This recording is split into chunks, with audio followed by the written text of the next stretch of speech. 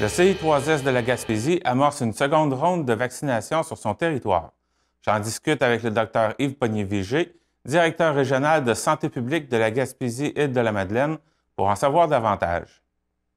Alors, je suis en compagnie du Dr Yves Pognier-Vigé, directeur régional de santé publique de la Gaspésie-Île-de-la-Madeleine. Bonjour à vous. Oui, bonjour.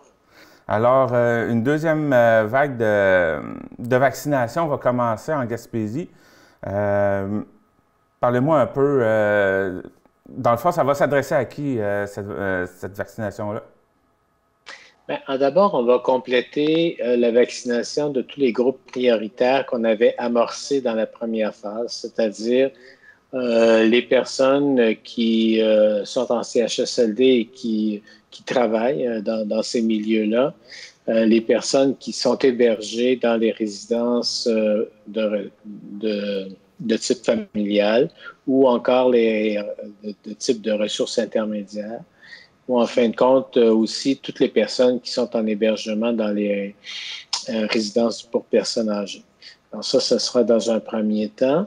On va aussi compléter la vaccination qui a été faite pour la plupart des travailleurs et travailleuses de la santé qui doivent être auprès de patients et patientes.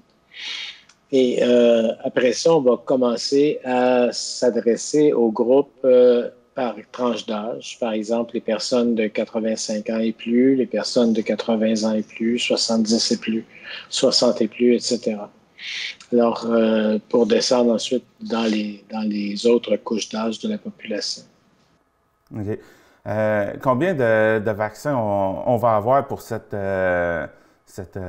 période de vaccination-là? En fait, on commence à recevoir de façon régulière des vaccins. On se souviendra qu'on recevait au mois de janvier, par exemple, à peu près des plateaux de 1000 vaccins de Pfizer par semaine, à peu près. Alors, on a eu une interruption pour pouvoir permettre la vaccination des personnes de Montréal, principalement Montréal-Laval, la couronne de Montréal, parce qu'il y avait un retard important. Et puis, on reprend cette semaine avec un rythme d'à peu près 1000 à 2000 doses par semaine, dépendant des semaines.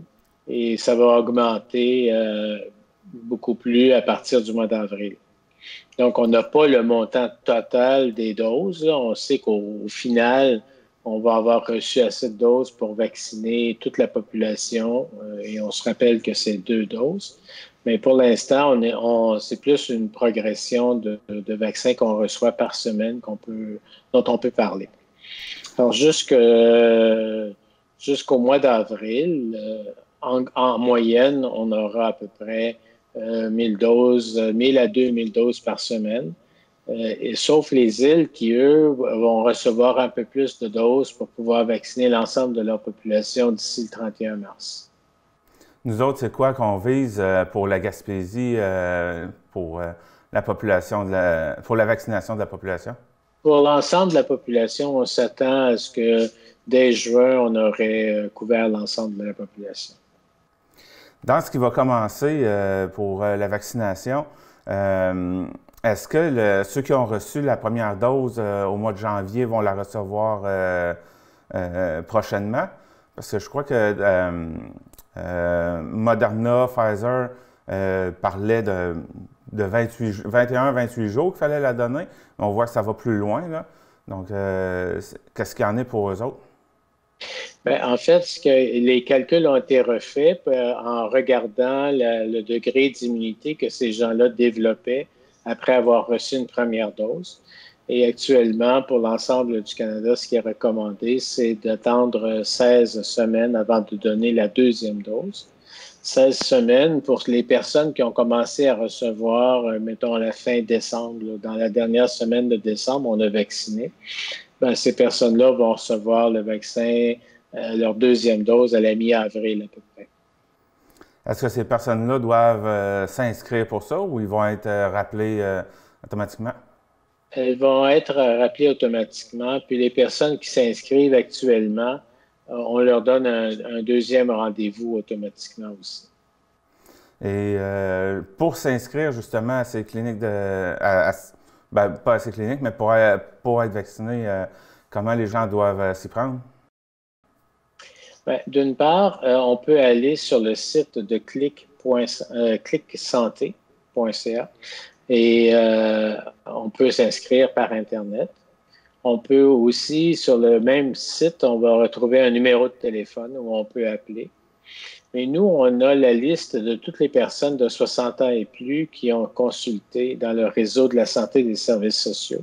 Et on va s'assurer d'appeler tous ces gens-là qui ne seraient pas déjà inscrits pour s'assurer qu'ils puissent s'inscrire.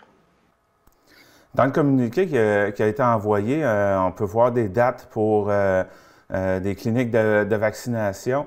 Dans le fond, c'est quoi? Est-ce que c'est parce que on fixe des tranches d'âge à des dates précises pour éviter un engorgement de personnes qui voudraient se faire vacciner? Oui, bien sûr. On se rappelle que là, on est dans le temps de la COVID. Il ne faut pas créer de rassemblement ou d'attroupement. Donc, c'est pour ça que toute la vaccination se fait sur rendez-vous. Et on commence par les groupes prioritaires dont on parlait tout à l'heure, en commençant par les plus âgés vers les moins âgés. Alors, c'est un peu pour ça qu'il y a toute cette stratégie de rendez-vous qui est mise en place. Et ça dépend aussi, évidemment, d'où on demeure. On essaie d'orienter les gens vers des cliniques de vaccination qui sont à moins d'une demi-heure de chez elles. Donc, pour Rocher-Percé, il y a 2 dates pour ces cliniques-là, 15 mars puis 29. Donc, dans le fond, c'est quoi? C'est que les gens vont être appelés à se présenter à ces semaines-là? Oui, ce sont 2 semaines dans lesquelles on va recevoir des vaccins pour Rocher-Percé directement. Donc, les gens vont être invités à venir se faire vacciner dans ces 2 semaines-là, effectivement. Ce n'est pas nécessairement ces 2 journées-là, mais ce sont ces 2 semaines-là. OK, dans le fond, c'est les dates de réception des vaccins. Des vaccins, oui. OK, donc, pour ce qui est de la population en général, on a juste à s'inscrire, puis ça va être déterminé selon les catégories, j'imagine, quand on va pouvoir aller se faire vacciner. Oui.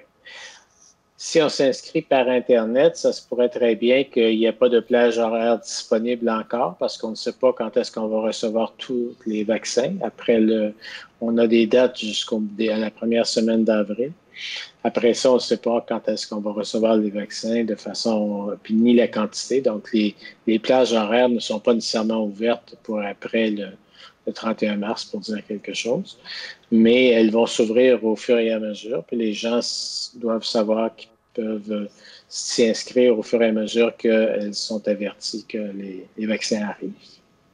OK, donc il va y avoir des moments précis pour chaque personne. Dans le fond, c'est d'aller consulter Clic Santé pour voir si, pour ma tranche d'âge, je peux m'inscrire pour ça. Exactement. OK. Est-ce qu'il y aurait autre chose qu'on pourrait ajouter? Non, bien, l'autre chose à rajouter, c'est que ça va bien. L'épidémie chez nous, on n'a pas trop de cas. Donc, il faut continuer à garder nos mesures de base très vivantes. Il faut se rappeler que même s'il y a peu de cas, les virus sont là. Quand on en a un, très souvent, ça infecte plusieurs personnes dans la famille ou chez les amis, etc. Donc, c'est vraiment, quand on est avec des gens qui ne vivent pas à la même adresse que nous, il faut se rappeler de garder notre distance de 2 mètres pareil. Ça, c'est vrai même pour les personnes vaccinées, parce que ce qu'on sait, c'est que le vaccin, il protège contre la forme sévère de la maladie, mais il ne protège pas nécessairement contre la capacité de transmettre la maladie. En tout cas, selon les études que l'on a, on ne peut pas le dire pour l'instant. D'accord. Eh bien, docteur Yves Bonnier-Vigé, merci de m'avoir accordé de votre temps. Merci beaucoup de vous intéresser à cette question. À la prochaine. À la prochaine. Au revoir. Merci beaucoup. J'espère que ça a bien